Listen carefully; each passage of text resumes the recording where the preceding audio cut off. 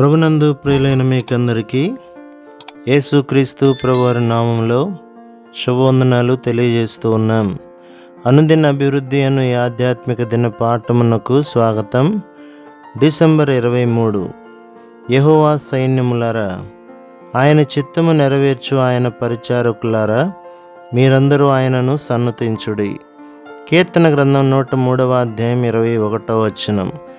మీరు యోహాను మరియు యేసు జననములకు కారకులగుదురని జకర్యాతో తరువాత మరియతో చెప్పినవాడు గాబ్రియేలు అను దేవదూత. లూకా సువార్త 1వ అధ్యాయం 19, 26, 27 వచనాలు. అయితే యోసేపుకు మరియు గొర్రెల కాపురులకు ప్రత్యక్షమైన దేవదూత పేరు చెప్పబడలేదు, కానీ అతడు ప్రభుదూత అని పరిచయమైనాడు.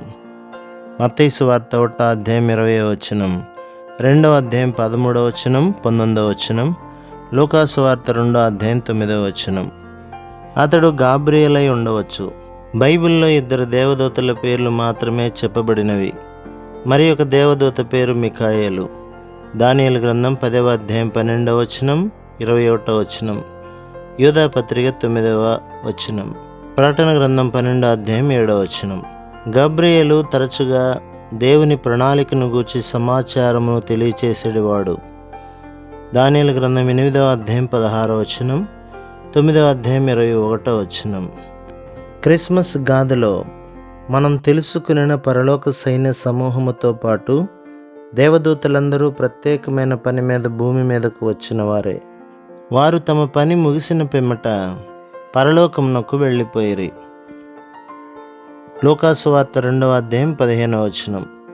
నేటికి కూడా వారు ఆయన ప్రజలకు సేవ చేయుటకై దేవుని చేత పంపబడుచున్నారు. హెబ్రీ పత్రిక 1వ అధ్యాయం 14వ వచనం. అయితే ప్రామాణిక లేఖనముల సమకూర్పు అనంతరం అన్ని సాధారణ విషయములలో మరియు వ్యక్తిగత ప్రత్యేక సందర్భములలో దేవుని నడిపింపు అన్నది వ్రాయబడిన వాక్యం ద్వారా మనకు వచ్చుచున్నది. ఈ ముఖ్యమైన మరియు ప్రాథమిక ఆధారపు నడిపింపును మనం విడిచిపెట్టినచో ఆత్మీయ ప్రపంచంలో తప్పక మోసగింపబడుదు. సాతాను నల్లని దుస్తులతో, కొమ్ములు మరియు తోగతో మన ఎద్దుకు వచ్చినంత మూర్ఖుడు కాడు. అతడు సాధారణంగా వెలుగుదూత వేషంలో వచ్చును. కొరింథీయులకు రాసిన 2వ పత్రిక 11వ అధ్యాయం 14వ వచనం.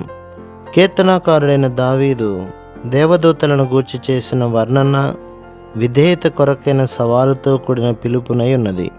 యెహోవా దూతలు ఆయన ఆజ్ఞకు లోబడి ఆయన వాక్యము నెరవేర్చు బలసూరులు, ఆయన సైన్యములు, ఆయన చిత్తం నెరవేర్చు ఆయన పరిచారకులు.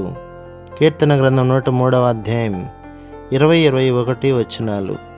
క్రిస్మస్ గాథను పరలోకమునకు మరియు భూమికి ఎంత చురుకుగాను సమయానుకూలంగాను పయనించరో మనం సులువుగా ఊహించవచ్చు.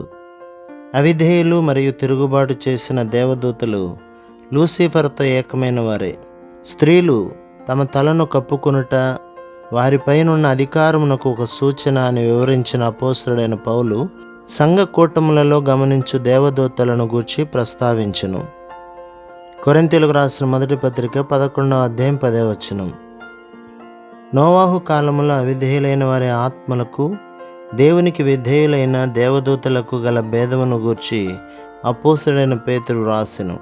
పేతురు రాసిన 1వ పత్రిక 3వ అధ్యాయం 19, 20, 22 వచనాలు. మనం అనుభవించుచున్న మహిమాయుక్తమైన సువార్త ఆశీర్వాదములను దేవదూతలు తొంగి చూడగోరుచున్నందున మనము విధేయులకు పిల్లల వలె సకల నమ్రతతో నడుచుకొనవలెనని కూడా అతడు రాసెను. పేతురు రాసిన 1వ పత్రిక 1వ అధ్యాయం 12 నుండి 14 వచనం వరకు. మనం దేవుని ఎదుట లోబడుచు విధేయతతో కూడిన నడక నడిచిన ఎడల మన చుట్టూ నిరంతరము దేవదూతల కాపుదలను మనం అనుభవించవచ్చు. దేవదూతలు మనకు నేర్పు విధేయతయే ఉత్సవము. నేటి ధ్యాన వాక్య భాగం. ఉదయం ప్రకటన గ్రంథం 14వ అధ్యాయం, సాయంత్రం నహూము గ్రంథం. ప్రభు మిమ్మల్ని దీవించి మీ కుటుంబములను, మీ సంఘములను ఆశీర్వదించునుగాక. ఆమేన్.